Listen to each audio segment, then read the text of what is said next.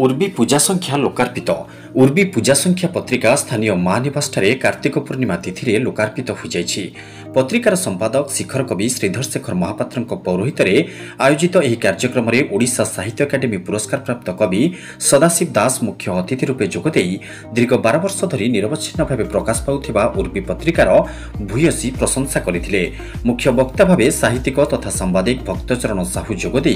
ओडिया भाषा और साहित्य को रुद्धिमंत करिबारे विभिन्न पत्र पत्रिकार अवदान संपर्क में आलोचना करथिले। विशिष्ट अतिथि भाव सालेपुर सारस्वत समितिर कार्यकारी सभापति सांबादिक अक्षय कुमार दास जोगदे निजर सुचिंतित वक्तव्य रखिथिले। सम्मानित अतिथि भाव उत्कल साहित्य समाजर नवनिर्वाचित उपसभापति कवि ब्रह्मानंद विश्वाल, संपादक कवि राजीव कुमार षडंगी और कोषाध्यक्ष सांबादिक दिलीप कुमार दास जोगदे पत्रिकार उत्तरोत्तर उन्नति कामना करथिले। सेमानकु उर्वी पत्रिका तरफरु संबर्धित करा जायथिला। सम्मानित वक्ता भाव गाल्पिक कार्तिक चंद्र बारिक, प्राबंधिक डॉक्टर एकादशी प्रधान, प्राध्यापक विरूपाक्ष राय, शिक्षाविद विपिन बिहारी कर, साहित्यिक गौतम चरण जेना, शिक्षाविद डॉक्टर भावग्राही राउत, प्रकाशक साहित्यिक चंद्रमणि भूया प्रमुख वक्तव्य रखिथिले। प्रारंभिक संगीत प्रार्थना समर्पिता सत्पथी अति सुंदर भाव गान करथिले। प्रवाचक शरद चंद्र रथ स्वागत भाषण और अतिथि परिचय प्रदान करथिले। अन्यमानक मध्य अध्यापक सुधांशु शेखर स्वाई, सांबादिक विजय कुंवर, साहित्यिक सदाशिव पंडा, साहित्यिक डॉक्टर अभय कुमार राउत, कवि रामचंद्र साहू, कवि प्रफुल्ल कुमार सिंह, शिशु साहित्यिक प्रफुल्ल कुमार साहू, कवि खगेश्वर महांती, कवि संबित दास, कवि क्षीरोद दास, कवयित्री गीतांजलि भूया, शिक्षाविद दीपांजलि मिश्र,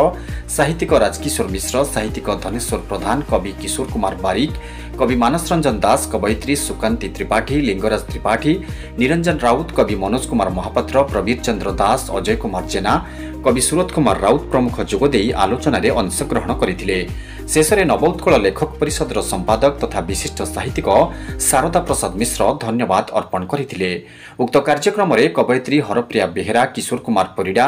दिनेश पंडा, विश्वजित पंडा, शुभश्री शुभस्मिता साहू, आरव महापात्र प्रमुख सहयोग करथिले।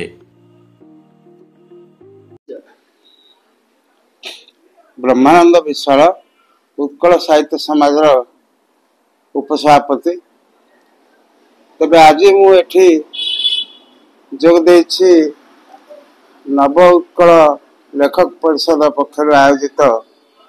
उर्वी पत्रिकार उन्मोचन उत्सव आज विशेष भाव में खुशी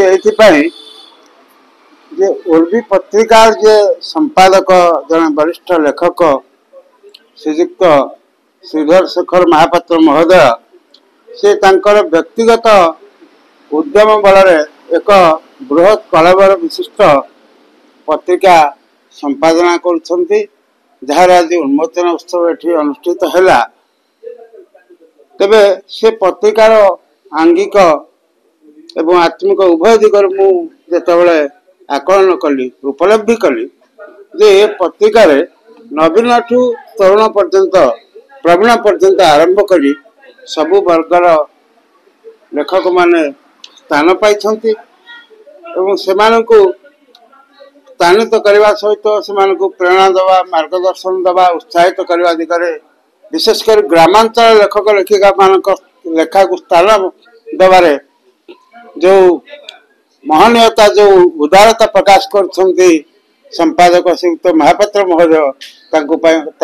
ए अवसर में साधुवाद जनाऊँगी, कृतज्ञता जनाऊँगी एवं मु आशा करी यही पत्रिका मानक पत्रिका संपादक मानक जदि सरकारी बेसरकारी विभिन्न स्तर साहाय्य सहयोग दिया जाता एवं आम मैंने जो मैंने साहित्यिक साहित्य प्रेमी से पत्रिका संपादकों समस्या को बुझी यथासाध्य साहाय्य करते ताहले पत्रिका बंचता, भाषा साहित्य संस्कृति बंचता एवं आमे निश्चय जे उत्कल जो अस्मिता को बजाय रखा समर्थ हूँ। वंदे उत्कल जननी। आज मु सदाशिव दास ओडिशार जड़े कवि आज जो उर्वीर उन्मोचन उत्सव अनुष्ठित है से आमर ये अंचल समस्त साहित्यिक माने एवं उत्कल साहित्य समाज कर्मकर्ता माने समस्ते उपस्थित रही। उर्वी गोटे पत्रिका जे कि आम अंचल को गौरवान्वित करने संगे संगे बहु नूतन लेखक मान प्रोत्साहित कर से अग्रगामी पृष्ठपोषकता कर परिप्रेक्षी आम ये प्रकाश करूँ जे ओडिशा सरकार किभली भाव में पत्रिका गुड़ी को उचित विज्ञापन मिल एवं पत्रिका गुड़िक किपरि लाइब्रेरी को जीव कॉलेज को जीव से बजेट रे व्यवस्था करेंगे एवं ओडिशा साहित्य एकाडेमी को अधिक क्रियाशील करेंगे एवं ओडिशा साहित्य एकाडेमी रे किभली भाव में बजेट रे स्वतंत्र फंड्स अलटमेंट हम से व्यवस्था करने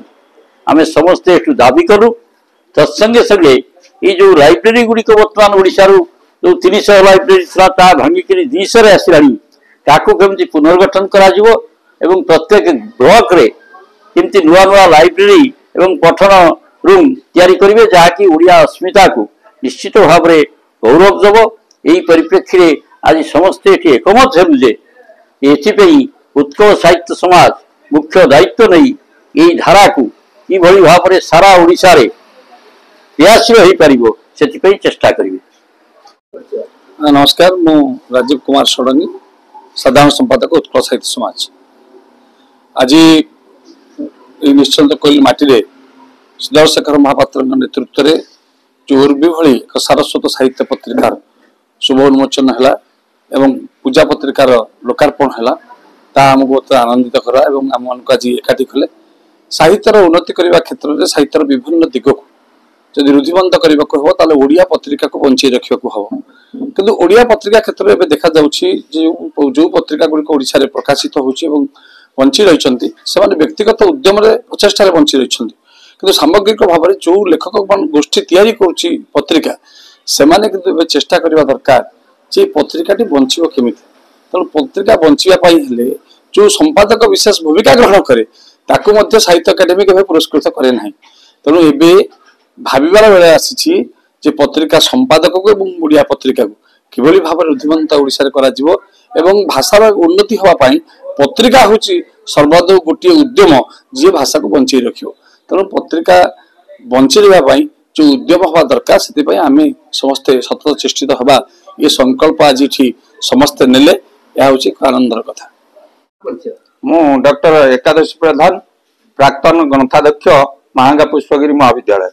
आज श्रीधर बाबूंकर जो उर्बी पत्रिका उन्मोचन है ओडिशार टीम समस्त उपस्थित थिले एवं जो आलोचना है साहित्यर अवस्था आज जा लाइब्रेरी अवस्था जा कष्ट लगला मु जानी लाइब्रेरियन हिसाब से ये कहबी लाइब्रेरी आईन है ग्रामांचल लाइब्रेरी सृष्टि है किंतु आज आम देखुचु मागणार बही नहीं बंटा जाऊँगी बालीजात्रा यहाँ असह्य जंत्रणा आमको दौर तेणु आपण मैंने समस्ते पाठक एवं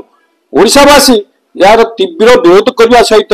साहित्य अनुष्ठान और लाइब्रेरी किपर कार्यक्रम हो लाइब्रेरी आईन किपर सफलता कार्य कर सचेष्ट है। निश्चिंत कोइलरू विजय कुंवरंक रिपोर्ट निर्माण लाइव।